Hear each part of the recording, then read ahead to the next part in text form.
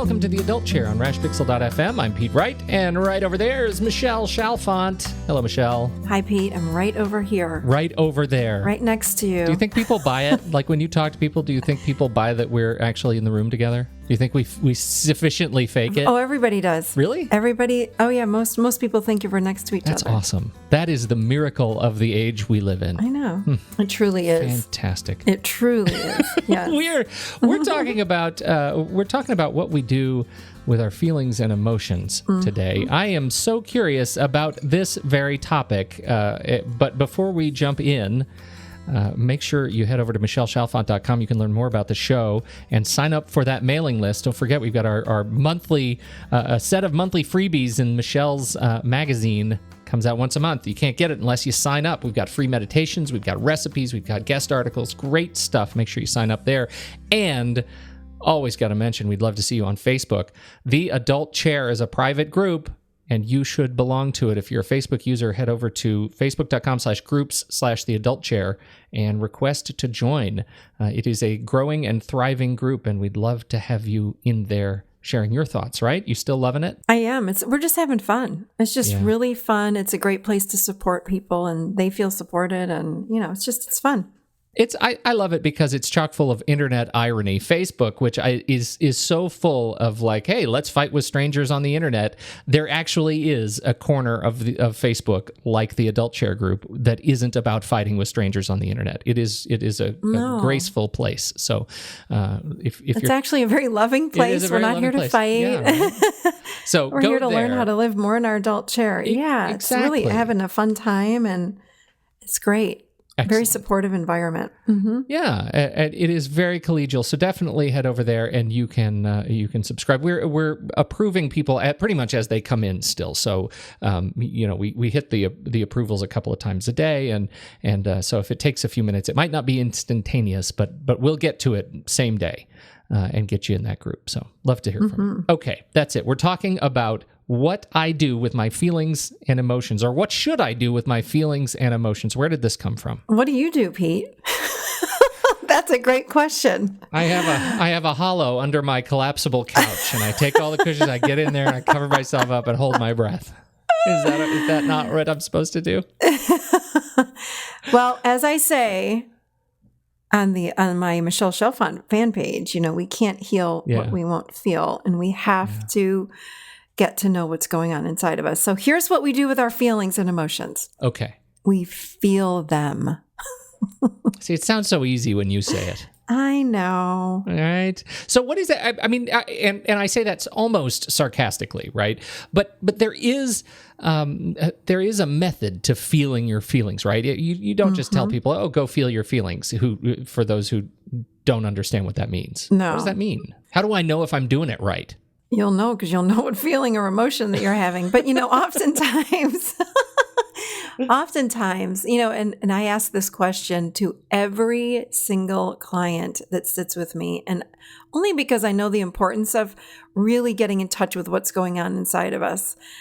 We're great at feeling happy and content and peaceful and joyful, like easy. Like those freely flow through us. But then we have the other end of the spectrum. So emotions ride on a spectrum. They're all on a spectrum. We've got love on one end and fear on the other and everything in between. In the middle is, I think, just peace. Like we're just kind of neutral and we're peaceful and we're good. And if we're not willing to go into the negative or toward the fear-based part of that spectrum, we can't feel even the positive emotions as deeply. So it's important that we go feel everything, but specifically the ones that scare us the most. Our emotions are actually a gateway into the true self, and into our adult chair, we have to feel our emotions, which is why every day I say with my clients, I'm like, well, how does that make you feel? And when someone says, well, I don't even know what that means. Or I'll oftentimes ask, where do you feel that emotion? Where is that emotion? Where do you feel in your body? And a lot of times people say, in my head. I use this term, are you living chin up or chin down? When we live chin up, we're living from the mind. And when we're living chin down, we're living in the body. And that's where we want to be when we're feeling emotions. So I ask them just to bring it down, let's drop below the chin and notice in the body, what do you feel like? Sometimes we'll get a knot in our stomach or our throat tightens up, our shoulders are tense, or our heart's racing. What is going on in the body? So even if you can't put words to it, like I feel grief, let's say, or I feel lonely, start tuning into slow everything down and tune into the physical body, and just notice what's going on. And if you can't come up with a word, an exact emotion, it's okay. But it's so important that we feel these emotions, because they get stuck. They actually get stuck in the energy field outside of the physical body. And that over time can cause physical illness. So we really want to make sure that we're feeling our emotions.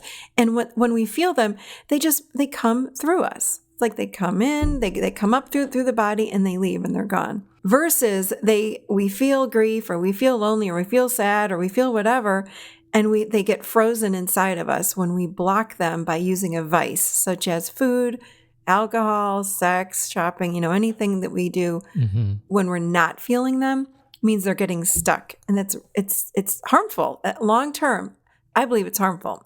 We got to keep these emotions flowing through us. This is sort of resonating with me. I had an uncle very close to me who died several months ago, and maybe I told you about this. I took the trip out there and I got to see him and say goodbye, and it was incredible, sort of passing. And yet I remember the moment I learned of his passing, I was just absolutely overwhelmed, as I'm sure many of our listeners have experienced if you've dealt with somebody close to you passing in your family or outside, like that wave of just the concrete feels like just poured down your spine, right? The world just gets so heavy and horrible. And I really spent some time in that space and had the luxury of having to go say goodbye and process some and sort of pre-process some of that grief. But I was in no way prepared for how it was going to hit me. And I remember thinking, over the course of a couple of days of feeling like I was moving in slow motion, that there is a point I have to just stop and listen, right? I have to stop and hear what's going on in the world around me and hear what's going on inside myself, because I think, I don't know if this is even the right way to put it, but give myself permission to move forward. Yes, to move forward, and in doing so, you will start to feel all those emotions. Yeah. And it came in waves over the course of days, but I was really surprised at how quickly I was able to laugh again about thinking about him and about our relationship over many years, and about how important it was, and not get sucked back into grief. And I think that was the first time I realized some of the tricks that you've been the sleight of hand you've been teaching me, the magic, some of the magic, some of the things you've been teaching me, and how sort of fundamental they are when I could move past the grief and just enjoy the joy of those memories and be able to talk about them again. And that was a real gift. And I recognized how quickly I could have fallen back into grief through, like you say, through probably alcohol and food, mostly food. Who are we kidding? That's my thing. That's me too. I take that over a glass of wine any day. Any day. Oh, for crying out loud. Give me a bucket of Juanita's corn chips and a barrel of salsa, and I'm in heaven. Anyhow. So, yeah, you're absolutely right, though. Yeah, and that's when we get stuck in an emotion, when people say, well, I'm stuck. I don't know. I can't feel anything. I don't know what's going on. An emotion gets stuck when it's coming up through us, and then the mind is saying, stop. You don't want to do this. This is going to kill you. Don't remember, emotions come from the child chair. The voice that says, stop, this is going to kill you, is coming from that adolescent chair. The adolescent is the seat of the survivor. It's telling you, if you feel that emotion, basically it's going to wipe out the body, so don't do it. So that's the freezing that happens when we say, or when someone comes in and says, I'm stuck. I don't know what's going on. I can't move forward in my life, whether it be, I don't know if I should leave my partner, or I don't know what job to get, or I don't know if someone's stuck. I always say, let's go in and see what your body says. Let's start feeling the emotions around all of that. Let's just dive in, because that gets the energy moving again. That gets life moving again. So I suspect that even with your uncle, you felt the grief, and then came the happy. You had grief, happy memories of your uncle, and then I don't know what the rest of your process was like. But emotions scare us. The emotions scare the ego. Yeah, because the ego doesn't know what to do with them. The ego's trying to keep you alive. It's like, don't cause that distress in the physical body. And these emotions are doing that. So just stop. Go have your corn chips. For me, I love popcorn and, carb kind of things like that. But yeah, right. So how do we feel emotions? That's a big question. People ask me that a lot. So first of all, like you did, you just stop. We move and go and pick up the phone and look at the phone and check email and go here and go there. Stop. We need to pause and we need to breathe, and we need to just slowing everything down allows things to loosen up inside and start moving again. So to sit and just breathe, go for a walk outside and breathe just by yourself and take some very nice, slow, deep breaths. We really have to slow everything down. That's key. Mm-hmm. Another thing we can do is have someone just listen. And I like to call it setting it up from our adult.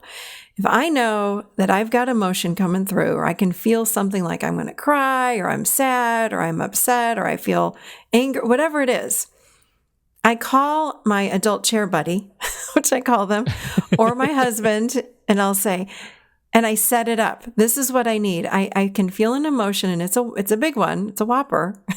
So I need you to just listen. Can you be and I'll say to people, can you just be my adult? I need you for like 10 minutes. And they'll say, sure. And when I say that, it's setting up. I'm going to speak and you just listen. I just need someone to hear me. When we're heard, we're so validated in just who we are. So it's not about fixing. We want to stop fixing people when they're having emotions. People rush in and they think they're saving the day. So if I'm really sad, don't save me. Let me be sad, because when I'm sad and you actually are sad with me or move into it with me, it helps me move it through my body. That's the goal. Stop fixing people. Stop it. Whoever hears this, and it's back away from the trauma. Back away. Yeah. If someone's feeling grief, it's like, when you were upset about your uncle and grieving, you were in probably a really rough state. And to have someone say, I know it's going to be better. Don't worry. Move on. Well, no kidding. But to have someone sit with you and like maybe hold your hand or sit next to you and go, I get it, buddy. Yeah. I get that. I feel that grief. You're really close to that guy. It's validating that emotion that you're having, and it helps it to move through. Journaling. If you don't want to talk to anybody about it, go to a therapist too, but journal. So sit by yourself and just start writing. Allow your hand to just go down that page. Don't have an agenda. See what comes, and it will come out in pen and paper even. We can do things like EFT. We've done that emotional freedom technique. I think is there a video somewhere, Pete? Yeah, absolutely. We have a video on the site but we've done that on the show. That's a great way to help move emotion when we're really stuck again. EFT works great. Yoga. You have to be really mindful of the body when you do yoga. And movement, again, is helping to move that emotion through the body. The key is, again, we just don't want to block anything. And again, one of the things I do a lot in my sessions with clients is inner child work. When we don't know, this is a great way to separate out, as it kind of disassociates and it pushes us back a little bit from the emotion. We can disassociate a little bit from that emotion. And when we pop that inner child out, so when I can take little Michelle, who's 5, and have her stand in front of me, I pop her out of me. I say, okay. And I can look at her and say, what are you feeling? What's going on? And then I close my eyes and I help tune in. And then I see her, and then she can tell me what's going on inside. If it feels too overwhelming for me, that is what I do. So then I sit and then I validate my little child, my little girl standing in front of me, my little Michelle standing there, and I can go, oh, you're so sad. I get it. Can I hold your hand? And I'll imagine myself holding her hand, and that connects me with that emotion. And then that emotion can start flowing through. So, yeah. That's really interesting. And in fact, as I'm thinking about you talking about, how we, try to support others, by saying, it's okay, everything's going to be fine, and how that ends up being, a little bit maybe disingenuous. Part of the reason it is disingenuous, even though well-intentioned, is because it's protecting the person who's trying to do the soothing. Right. Right. Because it's so hard to sit there and watch somebody else in trauma. And when you're doing inner child work, you're setting yourself up, I think, almost for success, because you already know how hard it is to be in a traumatic space. And it's okay to be a partner to yourself in trauma if you can sort of master that skill of disembodiment. Yeah, absolutely. Absolutely. That's fascinating. That's fascinating. Yeah. And I just want to comment to that. The more we can sit within our own stuff, all of our own emotions, the easier it becomes when we can sit with other people that are going through their emotions. I realize, just as a therapist and a coach, sitting when someone's having some serious emotion in front of me, it doesn't scare me at all anymore. I just sit there. I'm like, they're really in grief. I can go to my own grief and I'll match them. Or, look at that. They're really sad. I can be sad too. I can go there with them because I know I'm not going to die. And that ego thinks we're going to die if we go there. So we can just go there and be in our own stuff with that person in front of us. And we remind ourselves, and that adolescent part of us, we're not going to die. It's okay. I just want to sit. I'm going to feel with them. It's all okay. And we go there with them and it will pass. I promise it does. Emotions move. They go through us if we don't block them. That is beautiful, Michelle. And I think that's a great way to wrap up our conversation today. So thank you so much for your time and insights. Don't forget, head over to facebook.com/groups/The Adult Chair. We'd love to have you share your thoughts on how you process your feelings and emotions on this show as soon as it goes live in that private group. Join up. We'd love to hear from you. That's all we've got. Thank you, everybody, for your time and attention. On behalf of Michelle Chalfant, I'm Pete Wright, and we'll catch you next week right here in The Adult Chair.